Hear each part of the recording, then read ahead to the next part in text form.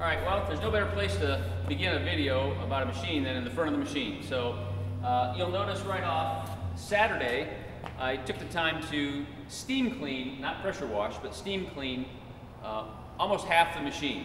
So you can see a distinct difference between the right and the left. This paint, you know, Bruce is familiar with the paint that came on the other machine, which had a high gloss or sheen to it. This is Kark paint, that chemically resistant coating that the military uses. And I will tell you, it's pretty amazing stuff.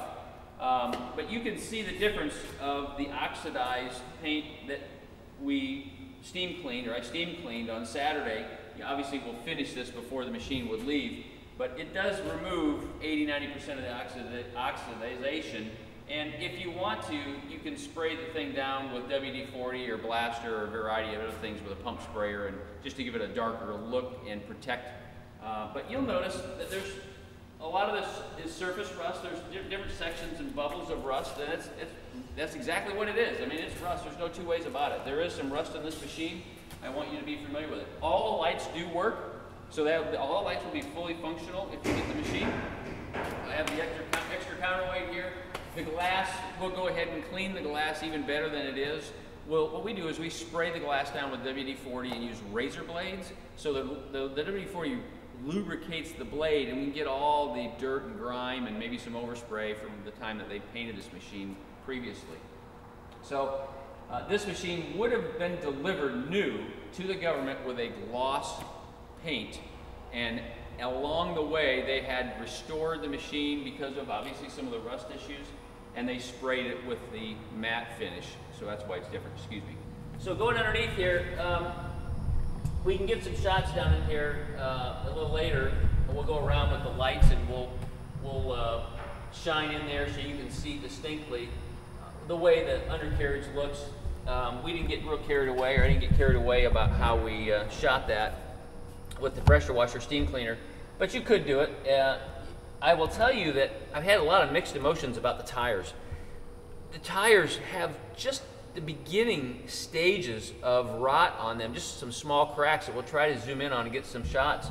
But I really have mixed emotions about replacing all these tires. The tread obviously is spectacular. There's no wear on the tread whatsoever. So that's something that we'll have to talk about and see what your feelings are. But I mean, these machines have been sitting in my yard for I think 3 or 3.5, 4 years, and I've not put air in any of them the whole time. I've had 5 of these machines. There's 4 on the ground here. I've never put the air chuck to one tire here. So I'm not really sure. I haven't decided for myself how I feel about that.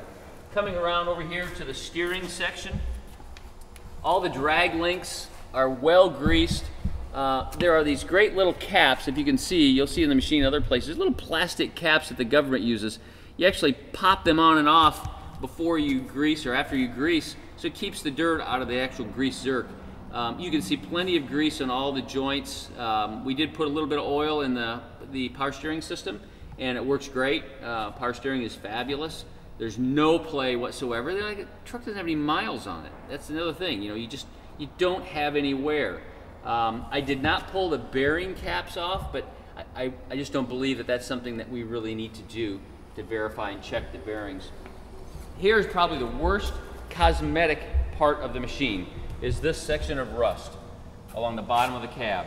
And I will tell you, I can distinctly notice that they had worked on this previously, where they've sectioned in a piece of metal and then repainted the machine. So this is an inherent flaw and problem with the machine.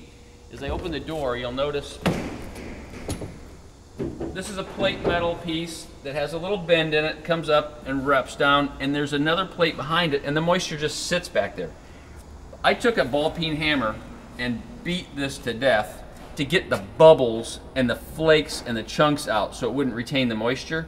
But ideally what needs to happen is this needs to be sectioned out, cut out, and replaced, and it needs to be done in a way that it's got some material between the back of it so it won't continue to rust like that. I took the seat out because it's a nice fabric seat that I'm sure was replaced from new. I mean, it may be the original one, but it's a very nice seat. And as I cleaned all the cobwebs and got the pressure washer in here, I didn't want to get the seat all wet, so we took the seat out to be able to do that, and also enables you to be able to see the rest of the inside of the cab. we'll get up and get some shots a little later that's even better pointing down on the operation. But I mean, it's the machine, the 8.2 Detroit, we'll get around to the other side later and I'll show you that motor. The thing starts and runs on idle, it's beautiful. You know, Road Ranger transmission. This little button here is kind of neat. It's a clutch brake. So you can actually push the brake down to stop all the transmission gears from turning when you're shifting. It's a nice little feature that not many transmissions actually have. So move along further back, there's another section of rust here. The guard for the muffler. I went ahead and beat that section out too, so that really needs to be cut off and re-welded and back. And you'll see various spots, the back of the cab, down along here, there's some rust. I personally, I'd cut this out, I'd unbolt it, cut it out, and replace it with aluminum deck plate. I don't know why they'd use steel. We certainly don't need to use it now, it'd be lighter weight. And there's some issues with the hood on the other side that I'll express when we get to that section as well. All right, so here's your outrigger controls. These two levers, one controls the valve body on the other side of the machine that actually goes to the outrigger for this section. So one of the rods extends out and the other rod extends the jack down. On the other side of the machine, you would go over and operate for that side. So to put the outriggers out, it is a 4-position operation. You would stand here and set up this outrigger, you'd go around the other side of the machine, set up that, and you work your way around. So you do have to move from one position to the other to operate and put down all 4 of the outriggers. Main fuel tank here for the body, sear plate for the machine, fair lead you look at, the fair lead has nowhere, it's never been used. There's never been cable run through that fair lead. Planetary rear axles. Ephraim, if you can get maybe a close-up of the tires there, you might be able to see some aspect of how they really aren't rotten. There's no dry rot. When you look very close, I mean, there's just nothing there. On the front tire, I found just a little bit of cracking in the section, but I really question, this one's probably a little low in air, but not bad for 3.5, 4 years of not putting air in them. No leaks on the planetaries on any of them. You will see wetness that I talked about earlier in the beginning. Here's some oil. So we've got something leaking on this outrigger. It's either going to be the cylinder seal, a hard line that Bruce and I have discussed, are concerned about, and or a flexible hose that might be in there. So we've got 2 that are in that position now. In the rear outriggers, you'll notice they have Pioneer couplings, you know, where you could take these loose, and then you can take the whole assembly off by this pin setting, or you can slide the whole unit out to service it. So that is an option. You can see a fair amount of rust. This is surface rust here. All of these lines we're going to go ahead and remove.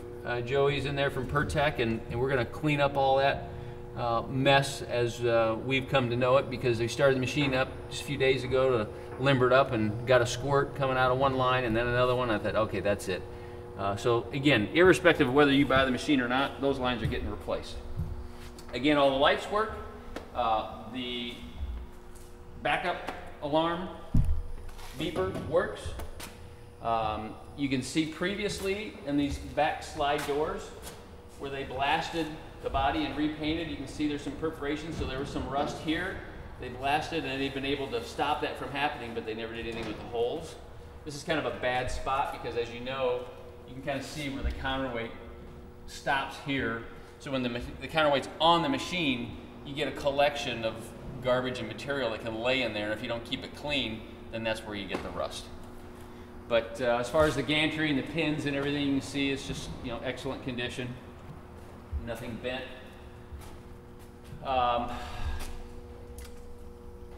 371 Detroit, no issues with that. Fires right up. In fact, if you want to stay here, Ephraim, I'll run over there and pop it off. You don't have any lines off yet, other than you're working on, Joey? Correct.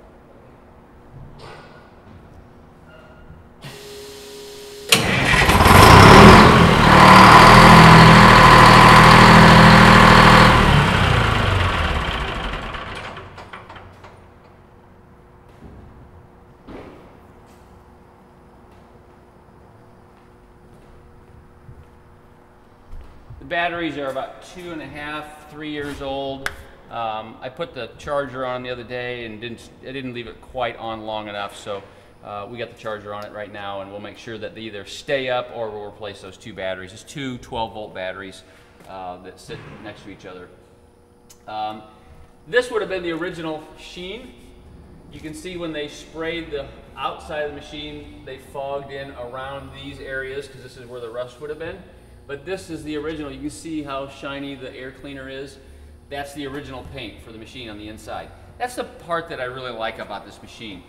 The interior important components are original. They've not been played with. They haven't been taken apart and put back together. It's a really big deal. I have sprayed Blaster on all these hinges,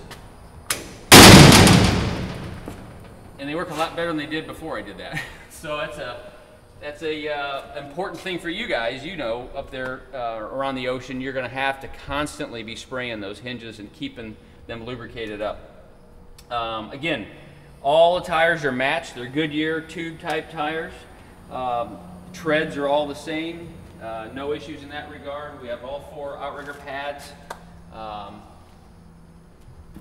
Little rust in here, so the section where the water will sit. A person can get in there and blast that and repaint it and clean it up a little bit. I think that'd be good. So we're going to take a pause here. Let me show you real quick. Again, another outrigger that's leaking. So we've got, as we discussed earlier, one of those 3 things is creating this problem. So we have 2 outriggers immediately that would need to be serviced. So we're going to pause and climb up on the machine and get in the engine compartment.